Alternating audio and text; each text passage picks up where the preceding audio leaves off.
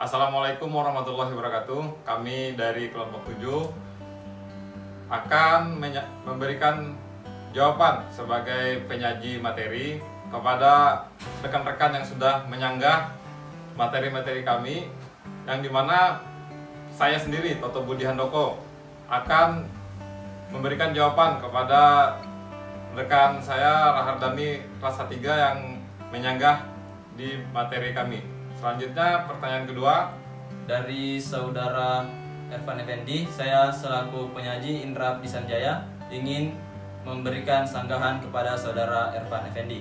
Dan selanjutnya pertanyaan terakhir yang ketiga. Sanggahan terakhir, saya Hafiz Sanjaya akan menyanggah pertanyaan dari saudara Kiki Sanakri dari kelas H3. Baik, semoga dari apa yang kami sajikan, dari sanggahan-sanggahan pertanyaan dari rekan-rekan, dapat memberikan jawaban yang maksimal dan bisa memperjelas lagi apa dari yang kami sajikan. Terima kasih. Wassalamualaikum warahmatullahi wabarakatuh. Baik, terima kasih. Di sini saya berkesempatan untuk menjawab pertanyaan dari saudara Rahardani Priambodo dari kelas K3, yang dimana pertanyaan pertama disampaikan oleh rekan Rahardani. Dia bertanya mengapa pada pendahuluan yang kami gunakan adalah peraturan pemerintah nomor 6 tahun 2010, dan di pembahasan kami menggunakan peraturan pemerintah yang berbeda, yaitu peraturan pemerintah nomor 16 tahun 2018. Sedangkan Rahardani berpendapat bahwa peraturan pemerintah nomor 6 tahun 2010 itu sudah tidak berlaku lagi karena sudah ada perubahan dan pembaruan pada peraturan pemerintah nomor 16 tahun 2018. Nah, di sini saya ingin menyampaikan pendapat saya dan pendapat hasil diskusi kelompok kami, bahwa alasan mengapa kami mengambil peraturan pemerintah nomor 6 tahun 2010 yaitu sebagai bahan referensi untuk memperjelas dan memperdalam lagi apa yang disebut mengenai Satpol PP, penjelasan mengenai Satpol PP dengan lebih jelas. Maka dari itu, sebagai bahan tambahan untuk memperjelas materi kami mengenai penjelasan tentang Satuan Polisi Pamong Praja, maka dari itu kami menggunakan peraturan nomor 6 tahun 2010 di pendahuluan, dan kami perjelas lagi di pembahasan menggunakan peraturan pemerintah tahun 2018 untuk lebih lanjutnya. Sekian, semoga hasil jawaban ini bisa sedikit memperjelas dan membantu saudara-saudara yang lain untuk forum diskusi di kelompok yang lain. Terima kasih.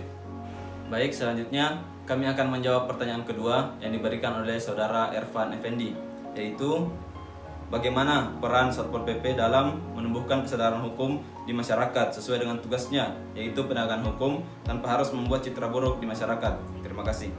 Baik, kami akan menjawab pertanyaan dari saudara Ervan, yang dimana menurut kami hal yang perlu dilakukan Pol PP dalam menumbuhkan kesadaran masyarakat akan hukum adalah melakukan sosialisasi ataupun penyuluhan kepada masyarakat. Di sini objek kami yaitu pedagang kaki lima.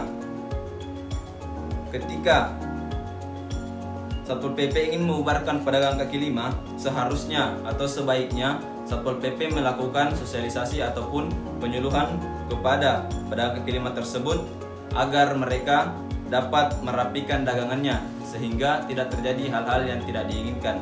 Misalnya percekcokan antara pedagang kaki lima dengan Satuan Polisi Pamong Praja itu sendiri.